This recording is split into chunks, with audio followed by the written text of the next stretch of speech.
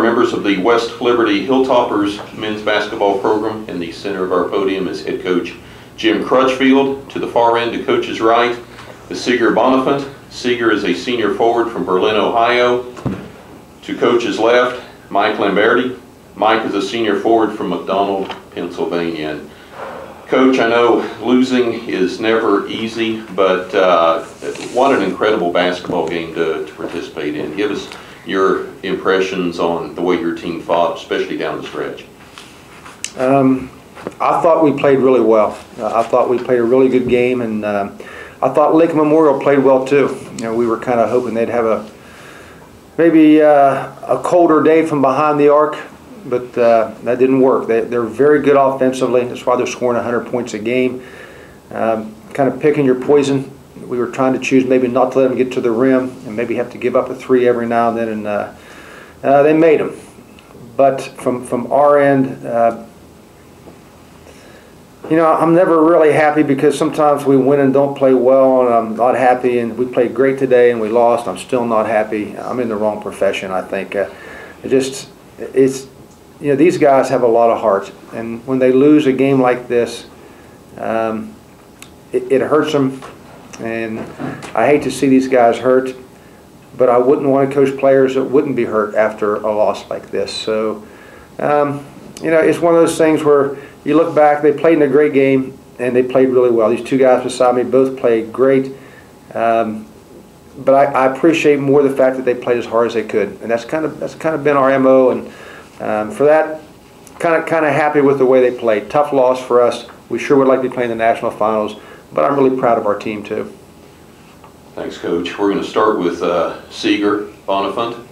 44 points, 12 of 12 from the line, 15 of 22 from the floor, 3 assists. Seger's 44 points are the most an individual has scored in Division II in this round since 1971, and matches the third most in NCAA Division II Elite Eight history. Heck of a performance. I know you're going to say we lost, but still something to be congratulated on. Tell us the game from your standpoint, Seger. It was a fun game, like Coach said. They were hot from beyond the arc, but yet we were only down 1 at halftime, so I thought that spoke really good of us. You know, just keep our heads down, just keep nose to the grind. Like to try to get a couple of stops there in the second half when they went on a mini run when we were up, I think 5 or 7, but that's just the way it is, and just have to live with it, I guess. But like Coach said, it would have hurt a lot more, I feel like, if we know we didn't play well and lost. But you know, we played our hearts out, and I mean, that's just how the cookies crumble, I guess. But I couldn't be more proud of these guys and our coaching staff, and we have the best fans, you know, in the nation. So appreciate every one of those coming down, spending money out of their bank account, and just taking time out of their life to come watch Hilltopper basketball. So couldn't be more proud to be from West Lib, and to just have that for the rest of my life.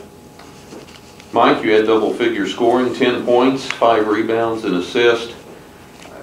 I know it was tough guarding the outside game that Lincoln had, but tell us a little bit about your game. It was just a great game to be a part of. I mean, all these games that when we're lucky enough to come down here is a great experience coming out. I thought they were making some tough shots early and that it was eventually going to stop, but they're ranked #1 in the country for a reason. I thought we gave 100% effort playing defense. Our guards played great defense. A lot of their times they were making tough shots. You know, Seger was unstoppable today on offense, and we're going back and forth. It was a boxing match for sure. There was points we were up 5 or 6. Times they were up 5 or 6. We went down to the end and just came up a little short. Questions for the Hilltoppers, Craig? Craig Rapp, Zero Sports. Coach, you know, David Dennis had his 26 points, but it looked like in that first half he seemed to struggle with their bigs, or couldn't get much momentum in that first half. What was your take on that? I thought David played really well. You know, he got to the rim a lot, and there's always going to be a couple times. You know, you put the ball in the floor and go to the basket, and there's going to be a rotation, which could happen to block shot, and you know, it happened to David a few times, happened to Mike once or twice. But, what you gain from putting the ball in front and getting the baskets is too much to give up by saying, if you're going to get a shot block like he did, not to do it anymore. And we obviously got some dividends from that in the second half because he did get to the rim at some crucial times. So, we don't say quit driving. We may say pick your spots a little better, but I thought David played a great game today.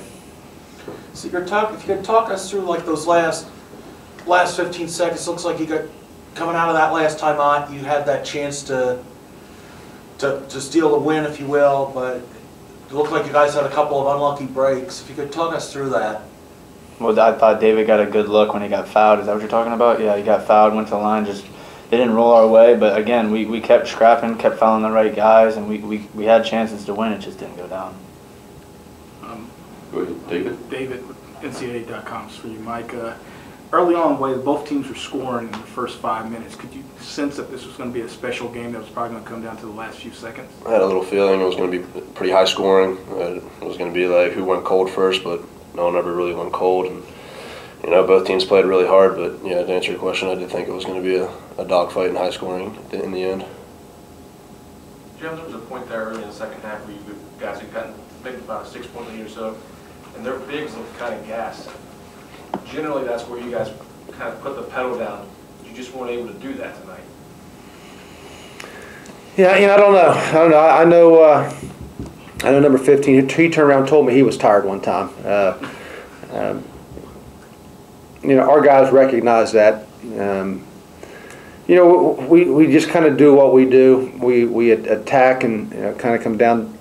Even the last possession, we did have one timeout that we might have used, but I felt like we were getting what we wanted for the most part. I figured we get the ball to Seger's hands in transition, something good will happen, which pretty much happened all night long. We get the ball in his hands. But I never really felt like they were going to go away. You might have saw a couple guys tired, but they have so many weapons that they weren't going to go away. And there was a portion of the game where it became obvious that they felt like their guards can get to the rim, whether it be Simmons or whatever, and they start trying to isolate us.